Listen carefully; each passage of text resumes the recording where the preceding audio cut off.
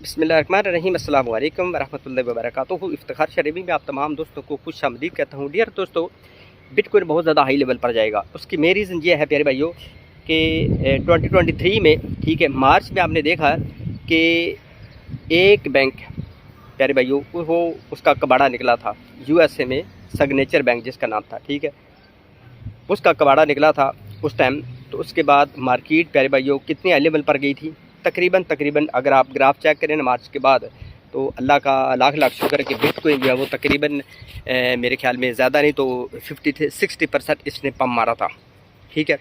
अब मैंने अपने ट्विटर पर भी और टेलीग्राम पे भी, अगर टेलीग्राम को ज्वाइन नहीं किया तो जल्दी से ज्वाइन कर ले, वहाँ पे तुरंत जो है वो अपडेट मिलती है। उसके बाद उस पर जो है वो मैं कोशिश करता हूँ वीडियो बना दूँ। किन लोगों को समझ नहीं आती फिर वो पूछते हैं तो मैं बताना होता है। सच्ची बात है, ये इकनॉमिक्स के जो है वो चीज़ें होती है, हर बंदे को समझ नहीं आती, मुझे भी इतनी समझ नहीं आती, लेकिन यह है कि टूटा टच ला के न, ठीक है, आगे पीछे कर दो, अल्लाह का लाख लाख शुक्र है, जुगाड़ लग ही जाता है, पता लग जाता है, ठीक है। तो उसमें अब क्या है कि न्यूयॉर्क का कम्युनिटी बैंक, ठीक है, वो कुछ दिन पहले आपको पता है 25% गिरा। और अगर पूरे से देखा जाए 2024 का, तो प्यारे भाइयों वो तकरीबन अभी तक ना 50 से 60% गिर चुका है। अब क्या है कि ये जो न्यूयॉर्क कम्युनिटी बैंक है ना, इसने इसको इक्वायर्ड किया था सिग्नेचर बैंक को। अब ये खुद जो है वो अस्सलाम वालेकुम कर रहा है, यानी इसके ने उसके ऊपर हाथ रखा था। जब ये वो बड़े मियाँ साहब गिरने लगे तो छोटे मियाँ ने क्या उठाना होता है, ठीक है। और साथ ही प्यारे भाइयों आपने देखा है कि 9 बैंक, ठीक है, अब मुझे भी वो सारों को नाम तो याद नहीं है, मैंने अपने टेलीग्राम पे सारे के सारे बैंक बताए हैं, वो इंशाल्लाह, ठीक है, अल्लाह ने चाहे। बाकी भाइयों मेरे बददुआएं करने से, या आप वो किस तरह कहते ना कि कवे दे बददुआ करने नाल चिड़ियाँ बच्चे कदे नहीं मरे, ठीक है। तो हमारे चाहने से कुछ नहीं होता, ठीक है। जो मुझे लग रहा है कि नेक्स्ट जो 2 से 3 मंथ है ना, ठीक है, समझो कि मई की ये 15 तारीख तक या 10 तारीख तक आप देखिएगा कि ये 8 से 9 बैंक जो है ना वो अस्सलाम वालेकुम कर जाएंगे, यानी ये बहुत ज़्यादा गिर जाएंगे। और उनमें एक और ख़ास बात यह है कि उनमें 40% क्या है कि जिनकी 1 से 2 लाख जिन्होंने उसमें डाला हुआ है ना, उनकी इंश्योरेंस उनको मिल जाएंगे। बाकी जो 60% है उनको नहीं मिलेंगे। अब जिनको मिल जाएंगे वो क्या करेंगे, और अभी जो मिसाल को जो सिनेरियो चल रहा है वो क्या करेंगे, अब वो किस में पैसा डालेंगे, अपना बिटकॉइन में डालेंगे। बिटकॉइन की खैर नहीं होगी, बिटकॉइन की खैर से मुराद है कि बिटकॉइन बहुत ज़्यादा हाई लेवल पर चला जाएगा।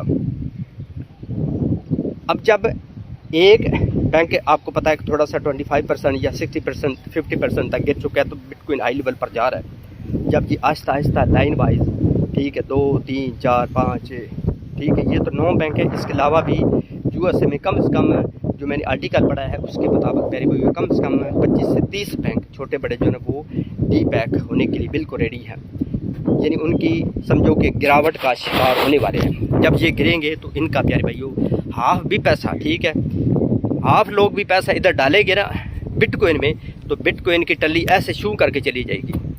मैं ऐसे नहीं डे 1 से बोल रहा, समझो डे 1 से मुराद है कि मैं तकरीबन समझो कि जब से ये 2023 चढ़ा है ना, तो मैं आप लोगों के सामने रिक्वेस्ट कर रहा हूँ, गुजारिश कर रहा हूँ, बार बार कर रहा हूँ कि प्यारे भाइयों इसको बाय करो। इस दफ़ा का जो बुरा है वो यूनिक होगा, लेकिन कहीं इस चीज़ को अडॉप्ट करते हैं, कहीं कहते हैं वो अच्छा रोज यार ये 2 नंबर फेक ड्रामेबाजी है, ठीक है। जब से SEC ने ETF अप्रूव्ड करने लगा है मेरे भाई, मैं उस वक़्त का, ठीक है, नहीं बल्कि मैं डे 1 से अल्हम्दुलिल्लाह जब से मैं मार्केट में उस वक़्त का मैं बुलिश हूँ कि भाई ये वक़्त आप लोगों को नहीं मिलना।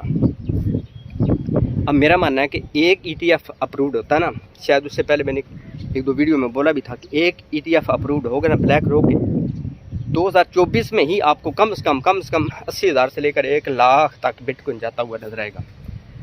जब मेरे भाइयों एक ETF अप्रूव्ड होने का मैंने बताया था, तो जब ये समझो कि 9-10 हो चुके हैं line wise, Fidelity, black rock, ये सारे के सारे, ठीक है, और साथ ही OTC के ज़रिए से जो सप्लाई है वो भी फिनिश इन्होंने कर दी बाई करके, ठीक है।